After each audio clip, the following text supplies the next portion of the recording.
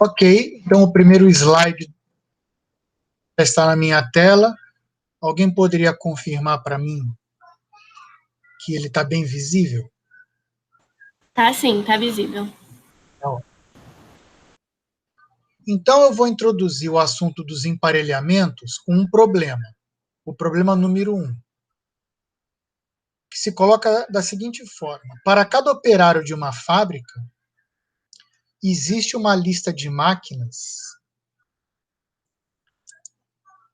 que ele está habilitado a operar. Então, eu tenho que encontrar uma alocação de operários a máquinas que maximize o número de pares que estão ativos, né? O número de pares da forma operário I opera a máquina J. Vamos tentar entender um pouco melhor. Eu vou representar essa situação por um grafo que é um grafo bipartido. Então, aqui na parte de cima, esses nós representam os operários, ok? E aqui na parte de baixo, os nós, eu não sei se dá para ver bem a cor, mas são meio azulados ou cinzentos. Esses nós aqui da parte de baixo representam as máquinas. E então, uma aresta de um operário ou operária, né, para uma máquina é colocada se aquele operário está habilitado a operar aquela máquina. Então, por esse exemplo aqui, esse operário, por exemplo, ele está habilitado, tá, a operar 3 máquinas. Ok? Já esse operário e esse outro só estão habilitados a operar uma única máquina. Olhando do lado reverso, essa máquina aqui, por exemplo, a primeira da esquerda, ela está habilitada, ela pode ser operada, né, melhor dizendo, por 3 operários. 3 operários sabem operá-la. Então, eu estou num turno de trabalho e eu vou alocar os operários às máquinas. Então, o que, que eu quero? Com essas arestas vermelhas, por exemplo, eu fiz uma possível alocação. Então, esse operário vai ser alocado para essa máquina, esse outro operário vai ser alocado para essa máquina aqui, e esse operário vai ser alocado para essa máquina. Um dos operários ficou ocioso e uma máquina ficou ociosa nesse turno de trabalho. Uma pergunta natural seria: daria para a gente colocar 4 pares ativos, as 4 máquinas sendo operadas e os 4 operários alocados para operar as máquinas nesse turno? A resposta é não. Olhando para a natureza aqui do grafo bipartido, né, a gente nota que esse operário só sabe operar essa máquina e esse também só sabe operar essa máquina. Então, se eu aloquei esse operário para cá, automaticamente esse operário ele fica ocioso, porque ele não sabe operar nenhuma outra máquina. Então, a gente sabe que o maior número de pares que eu posso formar é 3. Não consigo formar mais pares pela própria característica desse grafo bipartido aqui. Tá?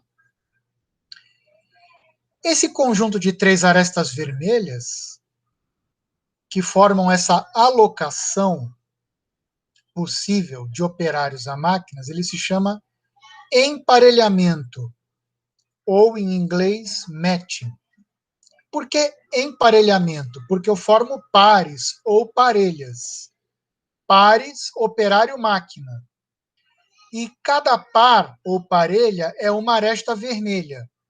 Então, essa aresta vermelha vai representar esse par desse operário com essa máquina, essa outra aresta representa esse par aqui, e assim por diante, tá? Então, eu quero formar pares de tal modo que não vai haver um operário alocado a duas máquinas, nem vai haver uma máquina alocada a dois operários simultaneamente. Tá? Então, se eu olhar para esse conjunto de arestas, tá, não vai haver duas arestas com uma extremidade em comum. Não vão sair duas arestas do mesmo operário, nem vão chegar duas arestas na mesma máquina. Tá certo? E pela própria natureza do problema, eu quero encontrar o maior número possível de pares. Ok? Então, emparelhamento é um conceito, né, que a gente já sabe que a gente quer maximizar. Eu quero o maior número de pares.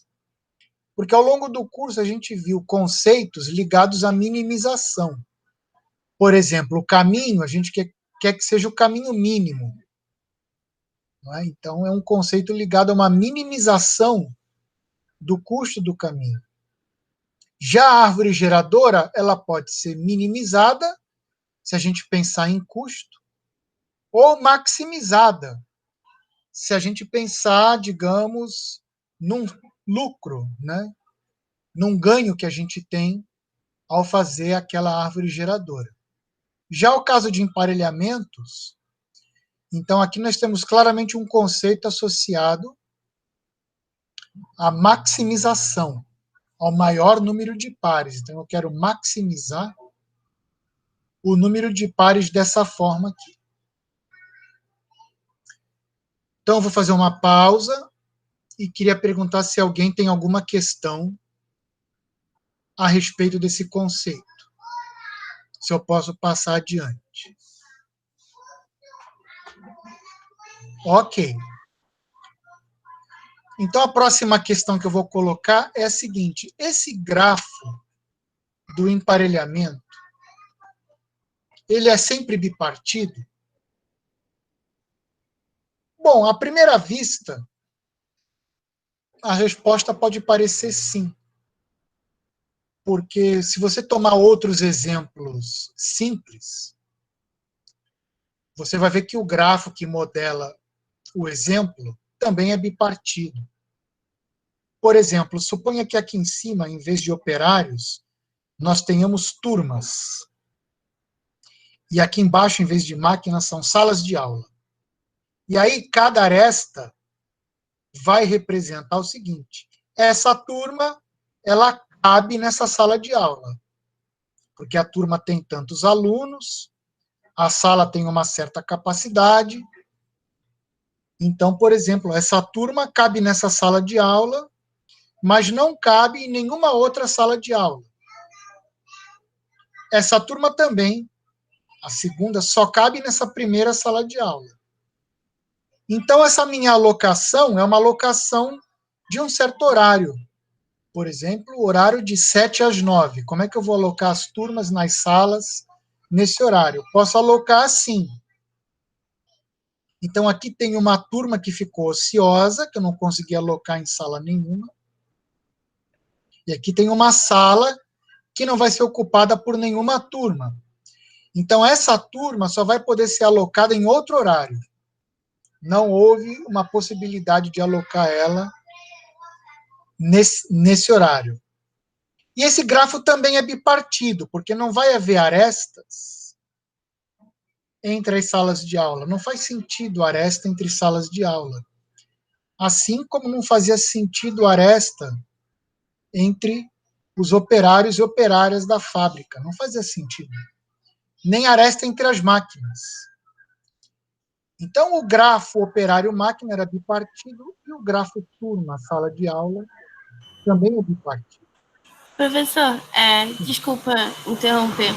É só porque eu acho que eu esqueci o que é bipartido. É que tem uma extremidade num grupo e outra no outro?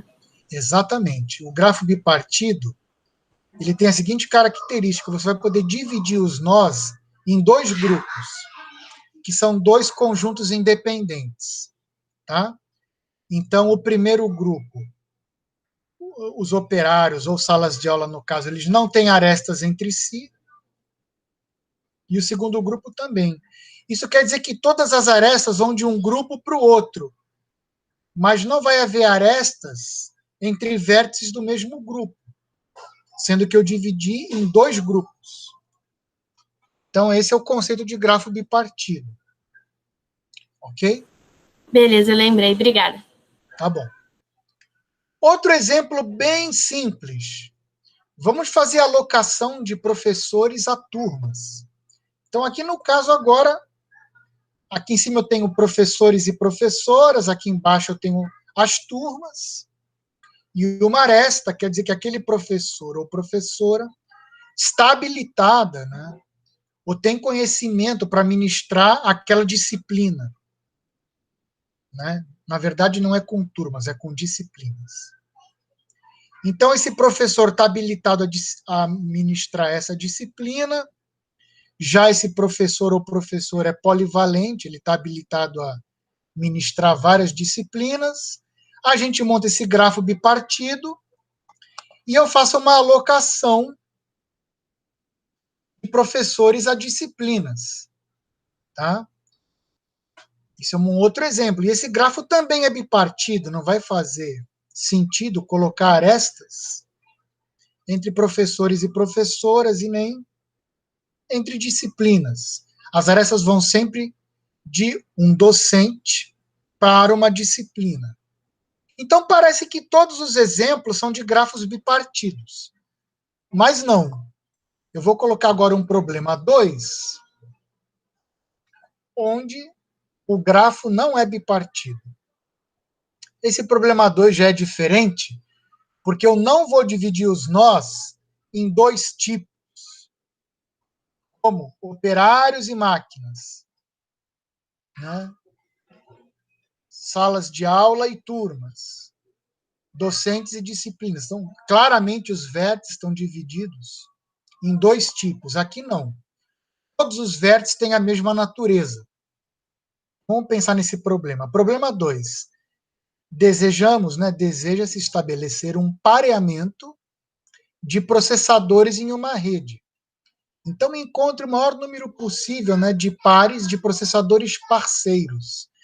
Então, aqui eu tenho uma rede, todos os nós são processadores, então todos são do mesmo tipo, e uma aresta aqui entre dois processadores significa que eles podem se comunicar entre si, tá? Diretamente. E em muitas aplicações de computação distribuída, paralela e distribuída, a gente quer rodar essa aplicação montando pares de processadores parceiros, ou mate processors, né, que vão resolver aquela tarefa aos pares. Então, por exemplo, aqui nós temos uma possível atribuição. Esse processador vai ser parceiro desse, esse vai ser parceiro desse, e as arestas vermelhas indicam todos esses pares. E, novamente, aqui, eu não vou ter duas arestas vermelhas partindo de um mesmo nó, tá? Porque cada processador vai ter um único parceiro. Assim como aqui, cada operário é colocado a uma única máquina, e cada máquina idem, é um único operário. Aqui também, cada processador vai ter seu único parceiro, só que esse grafo já não é bipartido. Se vocês lembrarem, grafo bipartido tem ciclo ímpar. Não tem ciclo ímpar, desculpe. E esse grafo está cheio de ciclos ímpares, né? Por exemplo, aqui temos um triângulo. Então a gente sabe que um ciclo ímpar, no caso aqui um triângulo, é um impedimento para o grafo ser bipartido. Mas tem também outros tipos de ciclos ímpares aí. Por exemplo, deixa eu ver aqui. Temos aqui um ciclo ímpar de tamanho 5, olha. Com esses 5 processadores, eu tenho aqui um ciclo ímpar de tamanho 5. Então, esse grafo não é bipartido. Então, tem muitas aplicações de emparelhamentos onde o grafo não é bipartido. Ok? Então, vamos continuar agora com uma definição formal de emparelhamento. O que é um emparelhamento em um grafo G? É um conjunto de arestas que não tem extremos em comum. É isso. Eu tenho aqui 4 arestas, tá? E nenhuma dessas arestas aqui, são 4, compartilham extremos.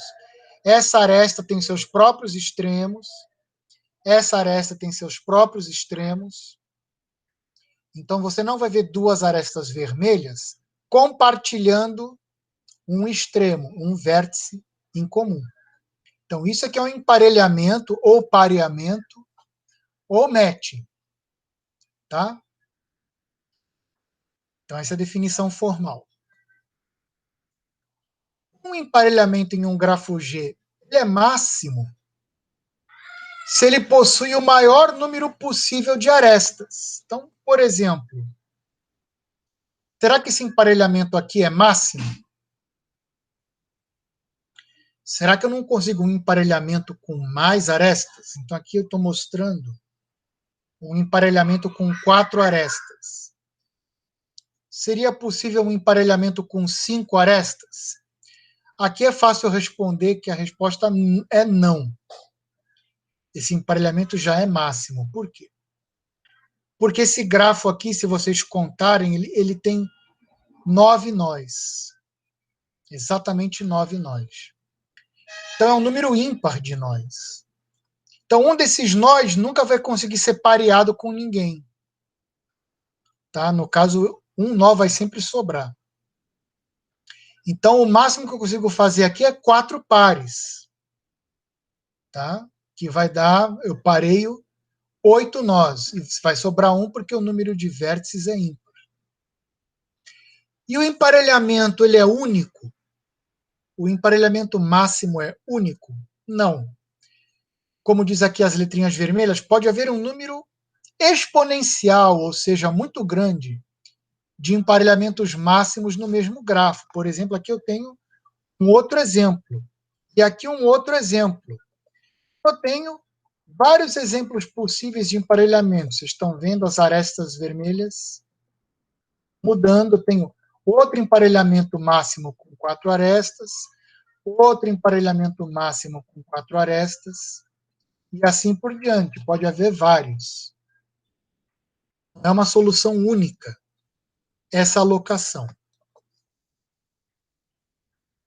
Agora, existe também um conceito chamado emparelhamento maximal. Maximal é aquele que parece máximo, mas não é necessariamente. Pode ser máximo, mas pode não ser máximo. Um emparelhamento é dito maximal se ele não está contido em nenhum emparelhamento maior. Vamos dar um exemplo aqui. Aqui nós temos um grafo. Aqui eu tenho um emparelhamento de tamanho 3. Então eu afirmo para vocês que esse emparelhamento ele não é máximo. Por que ele não é máximo? Porque eu já mostrei anteriormente que esse grafo ele tem emparelhamentos de tamanho 4. Então eu tenho um de tamanho 3. Ele não é máximo. Mas ele é maximal porque eu não consigo aumentá-lo pelo acréscimo de arestas. Isso é muito interessante. Se você olhar para ele, ele parece ser máximo. Por quê? Eu conseguiria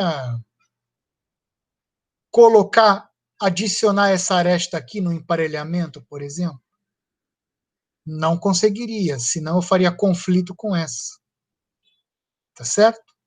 Eu teria 2 arestas vermelhas compartilhando um vértice, mas isso não é possível em emparelhamento. Também não posso acrescentar essa, pelo mesmo motivo. Nem essa, pelo mesmo motivo. Nem essa, nem essa. E se você for analisar, nenhuma aresta preta que não faz parte desse emparelhamento, ela pode ser acrescentada ao emparelhamento de modo a aumentá-lo, ou seja, não vai ter um emparelhamento maior que contenha este emparelhamento, pelo acréscimo de arestas. Todas as arestas pretas que não fazem parte do emparelhamento geram conflito com alguma aresta que já foi escolhida para o emparelhamento. Então, esse emparelhamento parece máximo, mas não é. Ele é maximal. Então, aí nós temos um exemplo de emparelhamento maximal, mas que não é máximo. Vocês entenderam esse conceito? Ficou claro para todo mundo o significado desse conceito? Então, tá ótimo. Uma observação que eu quero fazer é claro que todo emparelhamento máximo ele é maximal, mas a recíproca não é verdadeira. Porque vamos voltar aqui no emparelhamento máximo. Se um emparelhamento como este aqui é máximo, é claro que ele não vai poder ser aumentado pelo acréscimo de arestas. Não vai poder ter um emparelhamento maior que o contenha, porque ele já é máximo. Então, todo máximo é maximal, mas nem todo maximal, como este aqui, vai ser máximo. Tá bom? Agora vamos aprofundar numa tentativa algorítmica de construir um emparelhamento máximo. Tá? Por quê? Porque o que nos interessa é o emparelhamento máximo. Eu quero extrair o maior número possível de pares, eu quero fazer a maior alocação possível. Então, eu não estou interessado num emparelhamento maximal, porque pode ser que ele não seja máximo. Então, nós vamos em busca do emparelhamento máximo. Então, eu vou precisar de uns conceitos adicionais para fazer esse algoritmo. Então, vamos lá. Esse aqui é um conceito bem simples. Seja M um emparelhamento em um grafo G. Um vértice V do grafo é M saturado ou saturado por M se alguma aresta de M incide sobre V. Caso contrário, V é M insaturado ou simplesmente insaturado. Eu posso falar só saturado e insaturado quando o contexto está claro, né? Por exemplo, eu tenho esse emparelhamento. Esses vértices vermelhos são os vértices que são tocados por arestas do emparelhamento. Então, eles estão saturados.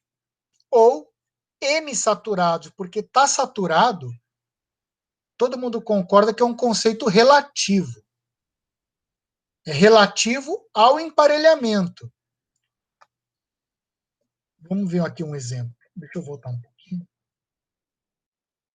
Por exemplo, aqui nesse exemplo, esse vértice aqui ele está insaturado com relação a esse emparelhamento. Porém, ele está saturado em relação a esse outro emparelhamento. Então, o fato de estar saturado ou não é uma coisa relativa. Relativa ao emparelhamento que você conseguiu. Então, aqui no caso desse emparelhamento, eu tenho esses 6 vértices saturados e esses 3 azuis são os insaturados. Ok? Ficou claro esse conceito de saturado e insaturado? Muito bem. Um emparelhamento M em um grafo G é perfeito se ele consegue saturar todos os vértices. Ou seja, se todo vértice de G é M saturado. Por exemplo, vamos pegar esse grafo aqui. Eu peguei essas 4 arestas vermelhas aqui. 2, 3, 4. E consegui saturar todos os vértices. Então, esse emparelhamento é perfeito. não há vértices insaturados. Então, a gente já começa a tirar algumas pequenas conclusões. Todo emparelhamento perfeito é máximo. Está todo mundo de acordo? Porque a perfeição é o máximo que eu posso conseguir. Nem todo grafo vai ter emparelhamento perfeito. Por exemplo, se um grafo tiver número ímpar de vértices, então é claro que ele não vai ter emparelhamento perfeito. Tá? Então, nem todo emparelhamento máximo é perfeito, mas todo emparelhamento perfeito vai ser máximo. Tá bom? Vamos continuar em busca de um algoritmo. Então, a gente tem um emparelhamento M.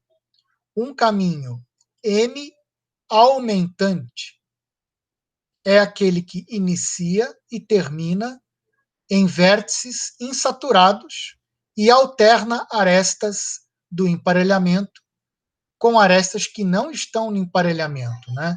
Estão no grafo, mas não estão no emparelhamento. São o complemento de M, né? É de G descontando M. Então, vamos dar um exemplo aqui. Eu tenho esse emparelhamento com 3 arestas, tá? E eu tenho aqui um caminho M aumentante. Por que ele é um caminho M aumentante? Primeiro porque ele é um caminho, olha. Ele sai desse vértice e ele não repete arestas, certo? E não repete vértices. Então, isso aqui é um caminho no grafo. Então, essas arestas sombreadas em roxo formam um caminho. E ele é M aumentante por quê? Porque ele começa num vértice insaturado e termina num vértice insaturado. E mais do que isso, ele alterna arestas do emparelhamento com arestas fora do emparelhamento. Então, ele começa fora do emparelhamento, dentro do emparelhamento, fora, dentro, fora. Então, esse é um caminho M aumentante. Esse é um conceito crucial para a gente entender o algoritmo. Esse conceito ficou bem claro? Então, é um caminho que começa num vértice insaturado, termina num vértice insaturado e alterna arestas do emparelhamento com arestas fora do emparelhamento. E a gente vai ver agora que esse nome, M aumentante, ele é bem sugestivo. Por quê? Porque ele vai nos dar uma forma de aumentar o emparelhamento.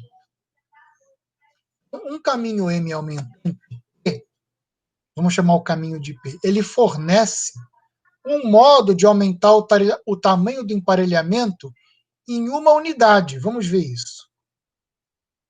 Eu tenho aqui meu emparelhamento M, tenho aqui meu caminho M aumentante, agora eu sombreei de verde as arestas que não estão no emparelhamento e sombreei de roxo as arestas que estão no emparelhamento. E agora o que eu vou fazer? Eu vou inverter. As arestas que estão no emparelhamento vão sair do emparelhamento. E as arestas que não estão no emparelhamento vão entrar no emparelhamento. Vai ser essa operação. Eu vou ir e voltar várias vezes para vocês verem. Antes eu tinha 3 arestas fora do emparelhamento e 2 dentro. Ao inverter, eu passo a ter 3 dentro do emparelhamento e 2 fora. Eu troquei 2 por 3. Então, dentro do caminho P, eu faço uma troca local. Eu vou trocar as arestas de M por arestas que não estão em M e vice-versa. É uma operação local. Eu detecto um caminho M aumentante, nesse caminho eu faço a troca. Ao fazer a troca, eu consigo saturar os dois vértices da ponta, que não estavam saturados. Eu consigo aumentar o número de arestas do emparelhamento em uma unidade. Essa aresta aqui, se vocês observarem, ela não faz parte do caminho M aumentante. Então, ela permanece no emparelhamento. Tá? Então, veja que eu fiz um aumento local, não é global. Tá? Essa aresta continua no emparelhamento, e se o grafo continuasse para outros lados, as outras arestas do emparelhamento continuariam no emparelhamento. Ok? Então, eu consegui aumentar em uma unidade o número de arestas do emparelhamento. Tá? Ficou alguma dúvida sobre essa operação? Então, eu tenho um emparelhamento, localizo um caminho M aumentante, faço a troca localmente no caminho e consigo um novo emparelhamento M' com uma aresta a mais. Antes eu tinha 3 arestas, depois de todo esse processo eu passo a ter 4 arestas no emparelhamento. Tá bom? Por ser uma troca local, depois de usar esse caminho M aumentante, vai necessariamente ter um emparelhamento maximal ou não? Boa pergunta. Vai ter um teorema, é que você já se antecipou ao teorema, né? Mais na frente eu vou dar um teorema que vai mostrar que, se não houver mais caminhos M, eu vou procurando caminhos M aumentantes e vou aumentando o meu emparelhamento. Quando não for mais possível fazer essa brincadeira de caminho aumentante, eu vou estar no emparelhamento máximo. É isso que vai acontecer. Então, já já eu vou chegar nesse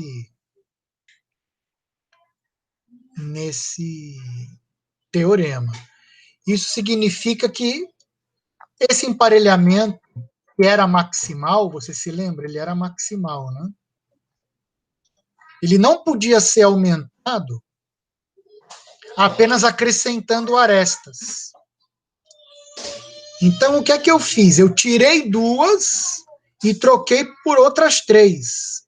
Aumentar, não fiz apenas um acréscimo de arestas, eu tive que remover algumas para ganhar do outro lado, para ganhar outras.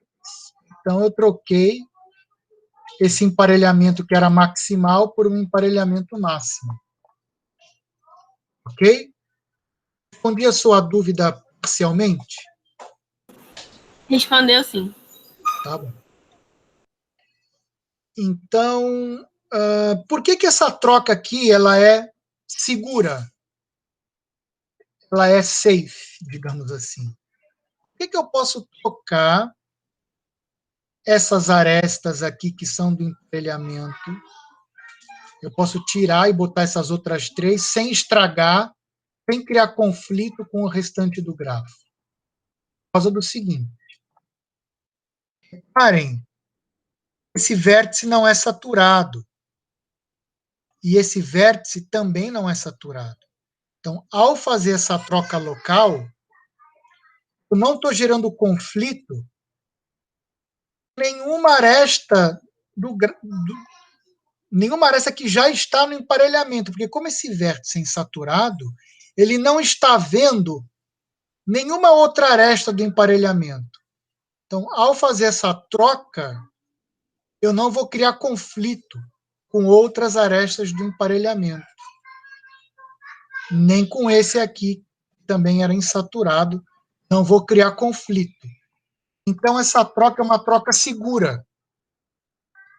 Os dois vértices não saturados do início e do fim do caminho M aumentante, eles vão garantir que você pode fazer a troca sem criar conflito com o resto do emparelhamento. Então, eles fornecem uma troca segura. Ok? Chega dessa piada! Meu filho hoje está querendo fazer muita bagunça, mas tudo bem.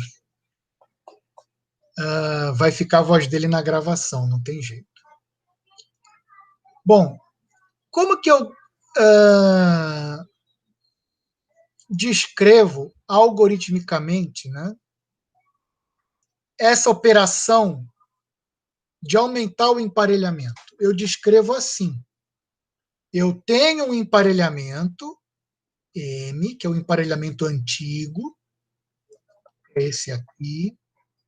Tá?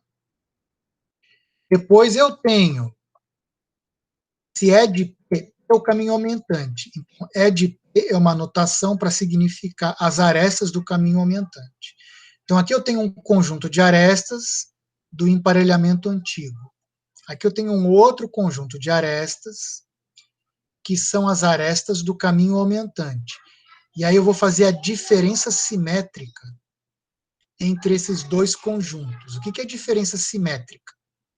É pegar exatamente os vértices, os elementos, ou as arestas, que não são comuns a nenhum dos dois conjuntos. Como assim? Vamos voltar aqui. M, essas três arestas. E de P tem essas 5 arestas.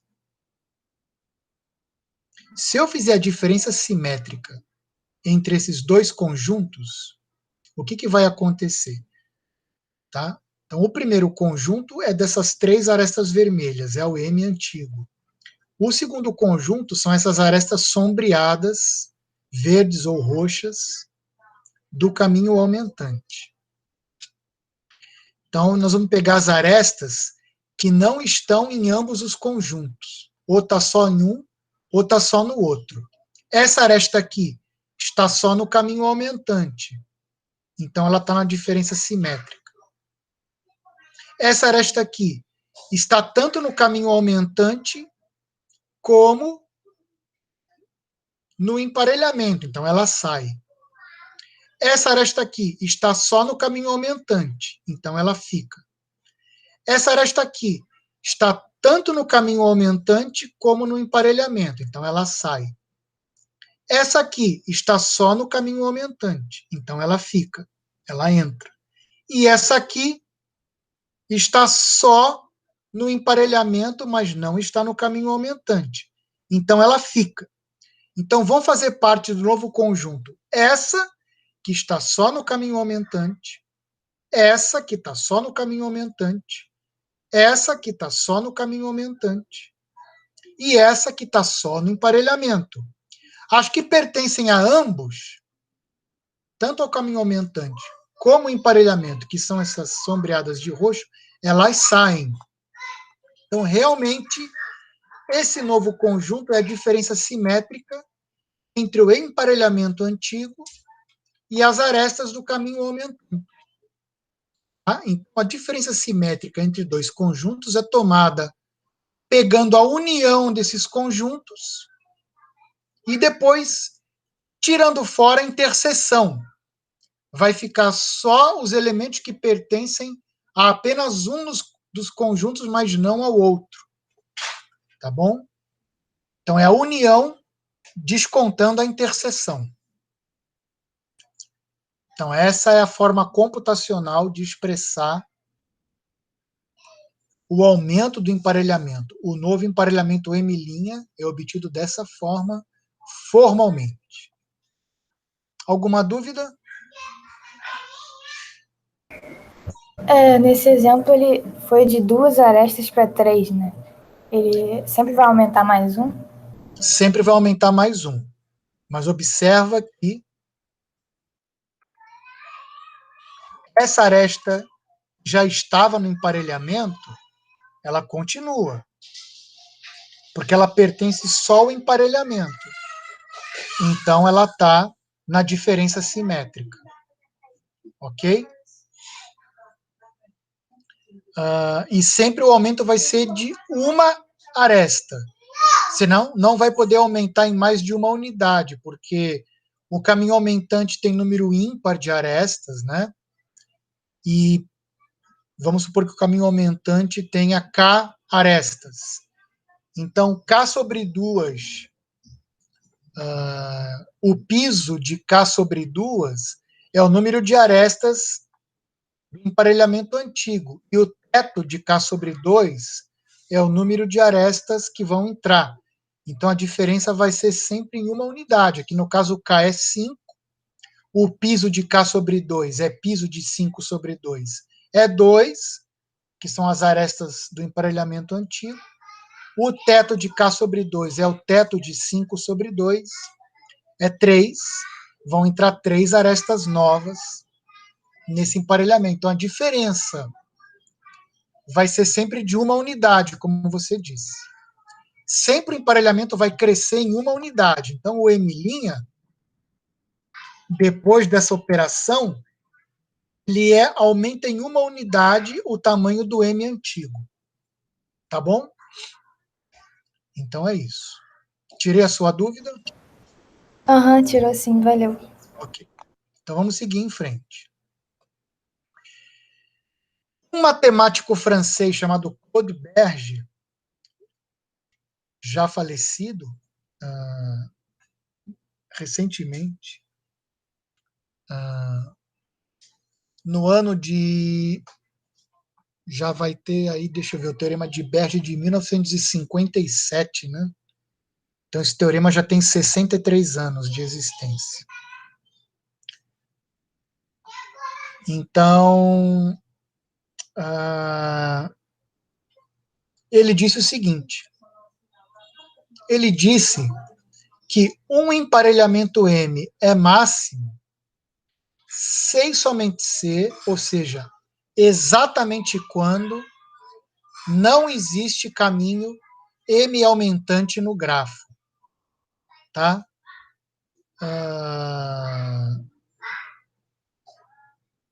Então, se você tem um emparelhamento e não é possível obter caminho M aumentante, então esse emparelhamento é máximo. Então, aqui nesse exemplo, não dá para ter caminho M aumentante. Porque para fazer um caminho M aumentante, eu teria que ter 2 vértices insaturados. Um no começo do caminho e outro no fim. Mas aqui só tem um. Então não existe caminho M aumentante para esse emparelhamento M. Então ele é máximo. Tá? Então a gente vai usar esse teorema, porque ele diz exatamente quando que o algoritmo para. Está aqui o teorema. O algoritmo, baseado no teorema de Berger. Tá? Então, é um algoritmo para encontrar um emparelhamento máximo. Dado o grafo G, constrói um emparelhamento máximo M em G. Esse M, ele começa, a gente inicializa esse emparelhamento M com um emparelhamento inicial qualquer. Então, alguém me perguntou antes, né, sobre emparelhamento maximal e a relação com o máximo. Eu posso começar esse emparelhamento do jeito que eu quiser. Posso começar ele com um emparelhamento maximal. Tá? Pode até começar com um conjunto vazio, que o conjunto vazio é um emparelhamento. Tá? Então, eu posso inicializar da forma que eu quiser. E como é que eu consigo um emparelhamento maximal inicial? Emparelhamento maximal é muito fácil de conseguir, né? Vamos supor que você tem uma sacola de arestas. Aí você sorteia dentro da sacola uma aresta qualquer e coloca no seu emparelhamento. Essa aresta vai gerar conflito com um monte de outras arestas.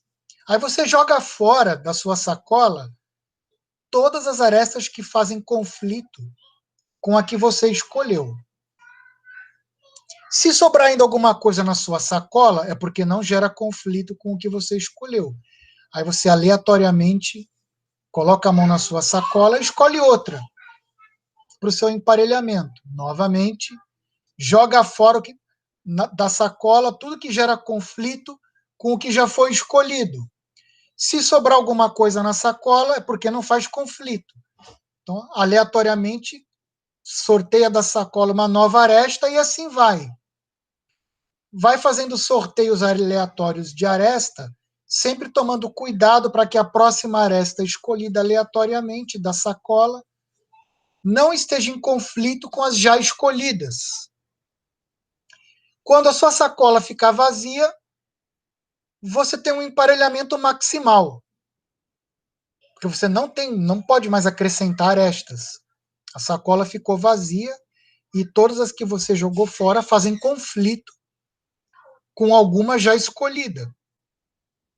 Então você pode rodar esse algoritmo simples da sacola de arestas para conseguir um emparelhamento inicial qualquer.